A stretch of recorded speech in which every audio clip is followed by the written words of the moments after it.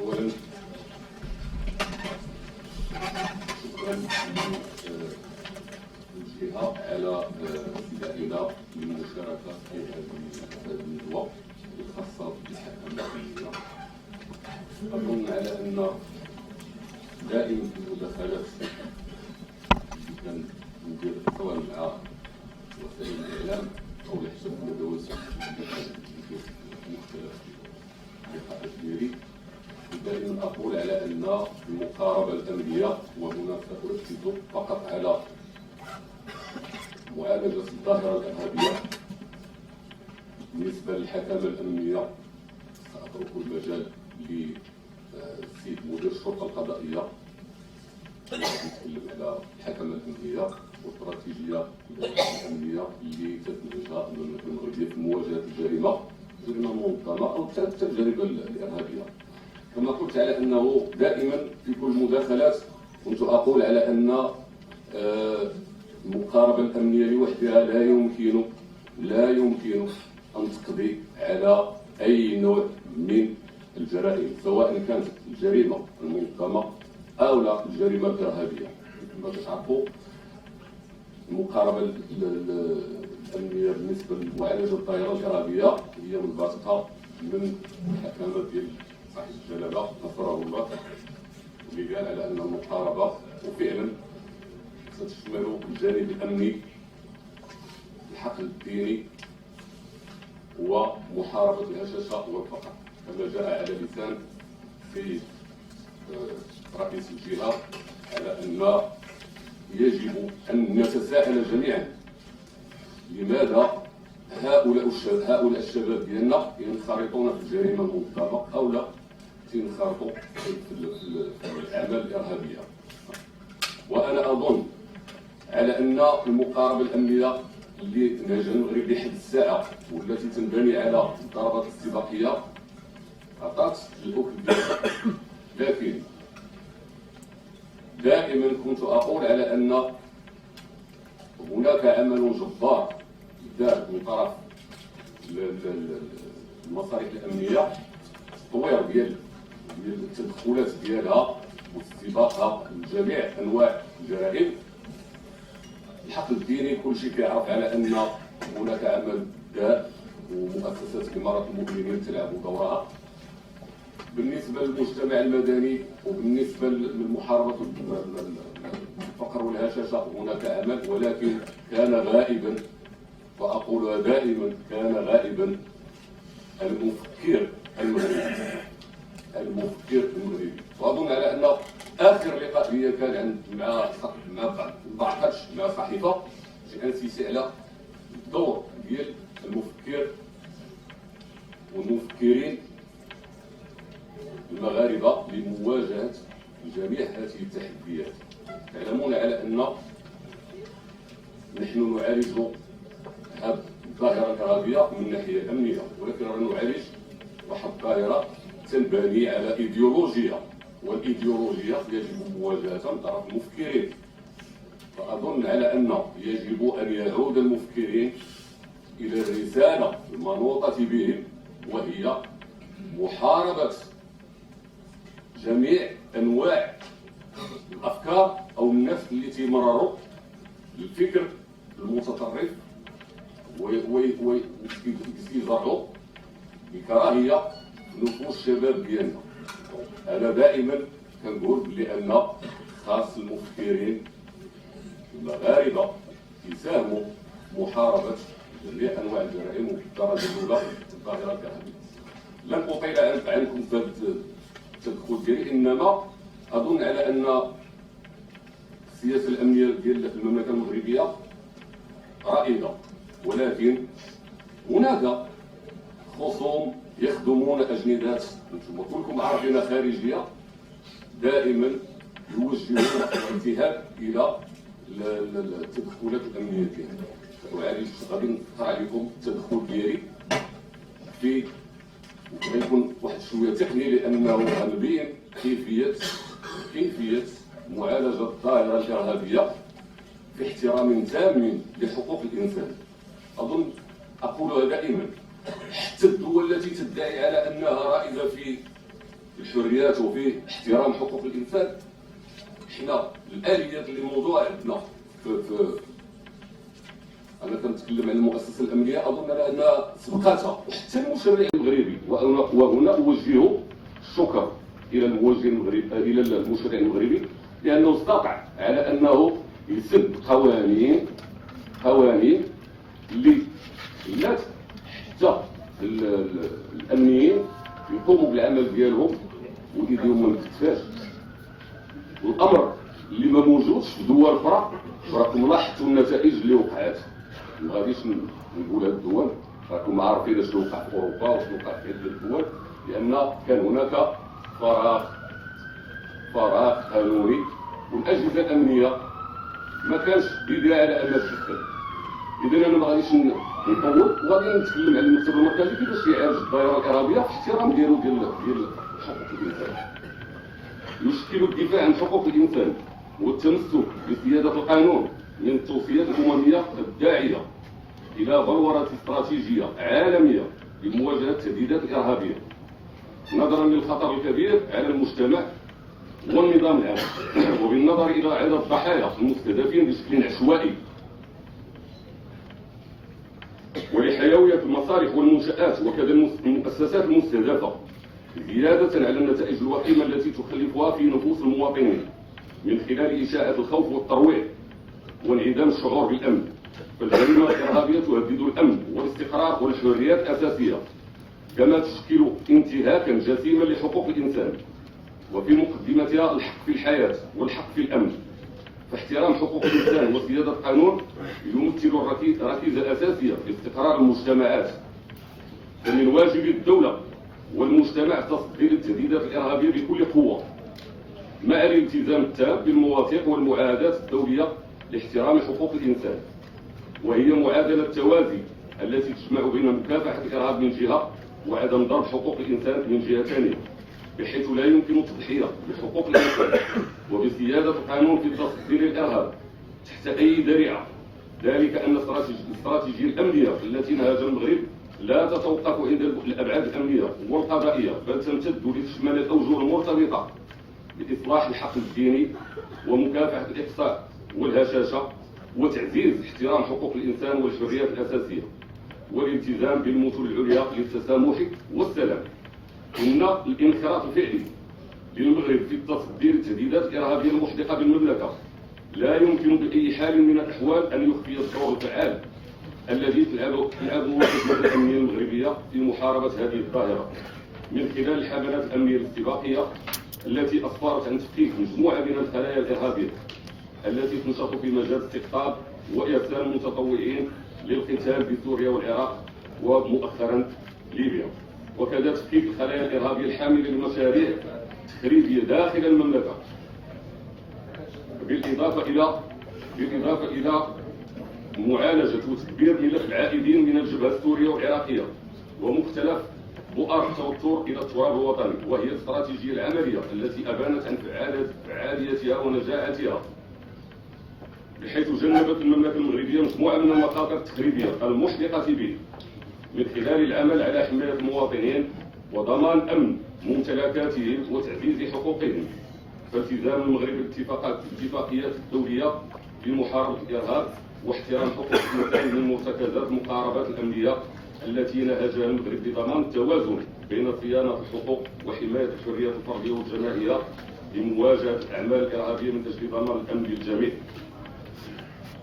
وفي نفس السياق فإن يقظة الأجهزة الأمنية من خلال الحملات التي تقوم بها في التصدي للتهديدات الإرهابية المتنامية والمتصاعدة توجب الحرص على احترام الحريات والحقوق الفردية والجماعية مع الحفاظ على المصلحة العامة من خلال احترام حقوق الإنسان والتمسك بسيادة وسمو القانون، وهي المكتسبات التي حققها التشريع الوطني في مجال حقوق الإنسان بمقتضى مجموعة من التدابير والضمانات القانونية لحماية حقوق الإنسان، ومن بينها دعم قرينة البراءة والحق في محاكمة عادلة من الحقوق المضمونة دستوريا. فالشخص المشتبه في ارتكابه جريمة معينة والموقوف على ذمة الأبحاث والتحريات يبقى بريئا ويعامل على هذا الأساس ما دام لم تتم إدانته بمقتضى حكم مكتسب بقوة الشيء المقضي به بناء على محاكمة عادلة تتوفر فيها كل الضمانات القانونية.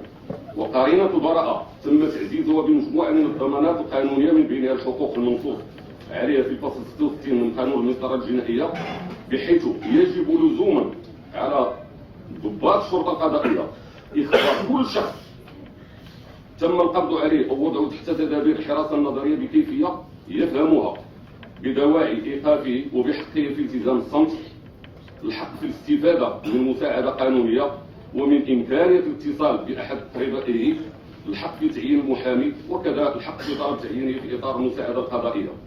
ثانيا، إشراف النيابة العامة. الأبحاث والتحريات الميدانية المنجزة من أجل تفكيك الخلايا الإرهابية والتنظيمات المتطرفة تتم تحت الإشراف المباشر للنيابة العامة المختصة نوعيا ممثلة في السيد الوكيل العام الملك لدى محكمة السنة والرباط، بحيث يتم إخباره بكل الأبحاث والمعلومات المتوصل إليها، وكذا بالهوية الكاملة للأشخاص المشتبه فيهم قبل وبعدهم مباشرة أي إيقاف أو تدخل ميداني، وبكافة التفاصيل والجزئيات المفيدة للبحث. النيابة العامة هي المسيرة والمشرفة على أعمال الشرطة القضائية والضامنة لكل الحقوق والحريات لحماية المجتمع ومحاربة الجريمة. ومن جملة هذه الضمانات القانونية التي تصب في مجال حماية حقوق الإنسان واحترام الحريات الأساسية، نريد من احترام الضمانات الأساسية للمشتبه فيهم أثناء توقيفهم، والاستماع إليهم من خلال تصحيح حق المشتبه فيه بإشعاره بالتهمة الموجهة إليه، وبكافة الحقوق المنصوص عليها في الفصل 66. احترام أوقات الدخول إلى المنازل أو مباشرة أي إجراء تفتيش طبقا للنصوص القانونية المعمول بها في هذا الإطار. وكيف ما كتشوفوا أي تدخل ديال المكتب المركزي للأبحاث القضائية حنا كاع اجتهدنا فيه وجبنا على أن تدخلات ديالنا اللي كنا كاع قطع الطريق على أي شي واحد اللي غادي يقول يشكك فينا. التدخلات ديالنا كنديروا حنا مصور من طرف الأجهزة ديالنا نصوروها، يعني كلكم راه كتشوفوا في البلاغات ملي كيخرجوا كيصدروا في وسائل الإعلام، كتشوفوا كيفاش كيتم التدخل في اوقات قانونيه باحترام تام ديال الاشخاص اللي كيمشيو كنوقفوهم، والتفتيش كيتم في الاوقات القانونيه، والسيد راه كيعرف علاش انه غادي يمشي معنا. اشعار عائله الشخص الموضوع رهن تدابير الحراسه النظريه بهذا الاجراء، اشعار عائله الحدث بتدابير المراقبه القضائيه. اذا كان شي واحد لان لاحظتوا كانت واحد التفكيك ديال مؤخرا تفكيك ديال الخليه ديال الفتيات، وكانوا تقريبا واحد 7 منهم قاصرات. الحصول على الاذن الكتابي من النيابه العامه. حق الشخص الموضوع رهن الحراسه النظريه في الاتصال بمحامي، عرض الاشخاص الذين يصابون خلال التدخلات الامنيه والذين يبدون مقاومه عنيفه عند الايقاف وبعد اشعار النيابه العامه على طبيب مختص. وهنا غادي نضيف واحد المساله، هو ان كاجراء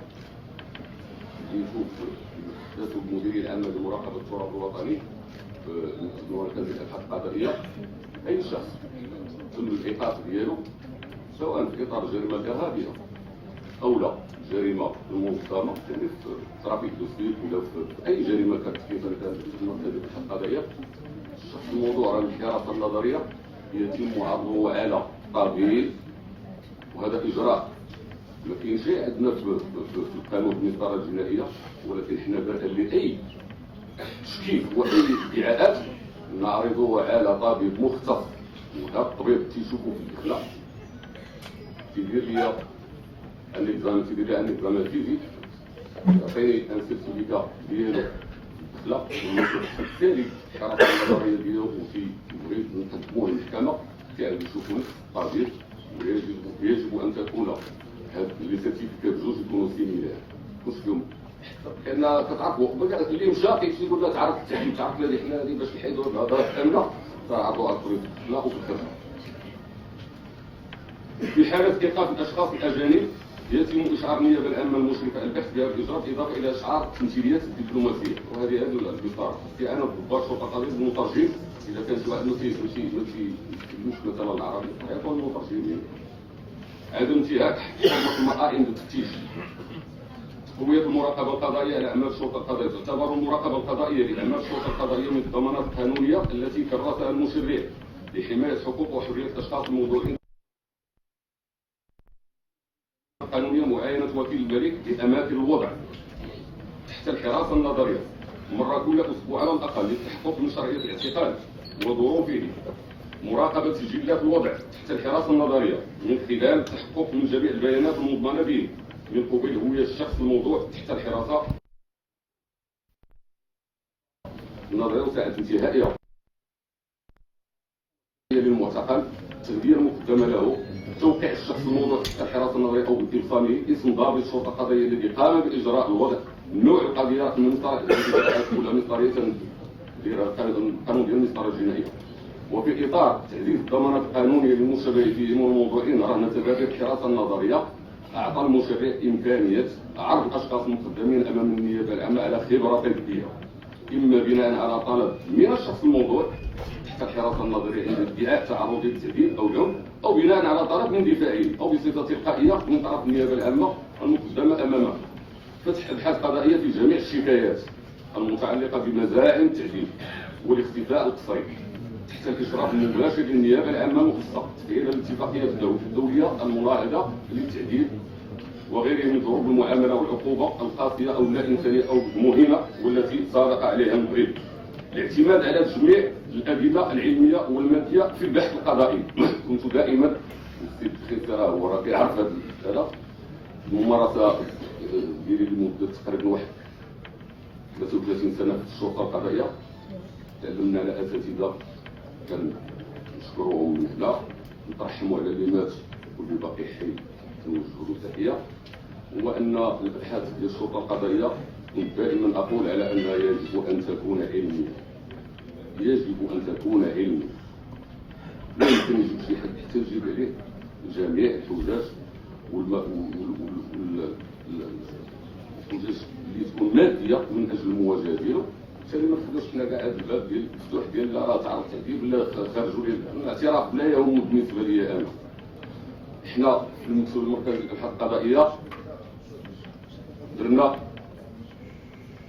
أماكن اللي كيتم فيها استجواب، أقول استجواب وليس استنطاق لأن استنطاق من اختصاص كما كتعرفوا اختصاص وزارة التحقيق. استجواب هذه الأماكن فيها كاميرات أوديو فيديو، وراه غادي تكون في التهديد ديال القانون ديال المسطرة الجنائية. أظن على أن المكتب المركزي لأن لدينا جديدة ديال وجد حنا هذا قبل ما كاع يخرج القانون، وبالتالي بعض المرات يقول على الشخص على ان هذه الهضره ما كايناش هذا دائما كنحتفظوا بالاعترافات ديالو مسجله اوديو فيديو تيهضر تلقائيا. ولكن بجانب هذا اظن على ان يجب ان تكون الابحاث علميه، والسيد الدكتور يقوم بعمل كبار في هذا الباب. اظن ان التكوين ديال الشرطه القضائيه في اطار تعزيز الضمانات القانونيه وتكريسا لقرينه البراءه. اصبحت مطالب البحث عن ادله ماديه ملموسه خلال مرحله البحث والتحري من الضروريات الملحه التي يعمل ضباط الشرطه القضائيه وتقنيه مسرح الجريمه على جميعها من اجل تقديمها الى النيابه العامه، بحيث لم يعد الاعتراف وحده سندا كافيا للادانه، بل يجب تعزيزه بادله ماديه وعلميه ملموسه. وفي هذا الإطار فإن المواد والأشياء المحجوزة في قضايا البحث تحال لزوما على المختبرات التقنية والعلمية التابعة للمديرية العامة للأمن الوطني من أجل إجراء تحليلات مخبرية وتقنية آلية. تحال نتائجها على النيابة العامة لتكون رهن إشارة العدالة في تحضير نتائجها. وفي الختام فإن التجربة المغربية في مجال مكافحة الإرهاب تعتبر تجربة نموذجية رائدة محطة إشادة دولية وإقليمية لاعتمادها على مبدأ الدفاع عن حقوق الإنسان والتمسك بسيادة القانون كشرط جوهري لمكافحة التهديدات الإرهابية من خلال الحملات السباقية التي تقوم بها على حماية وتعزيز حقوق الإنسان باحترام تام، سواء كانوا ضحايا أو مشتبه فيهم، لأن أي تراجع في هذا المجال سيؤدي حتما إلى نتائج عكسية، على اعتبار أن مكافحة الإرهاب لا ينبغي أن تكون مبررا لخرق القانون والحريات وارتكاب تجاوزات في حق المواطنين والتضييق على الحريات، وهي مبادئ الحقوقية الدولية التي تم تكريسها دستوريا في دستور المملكة لسنة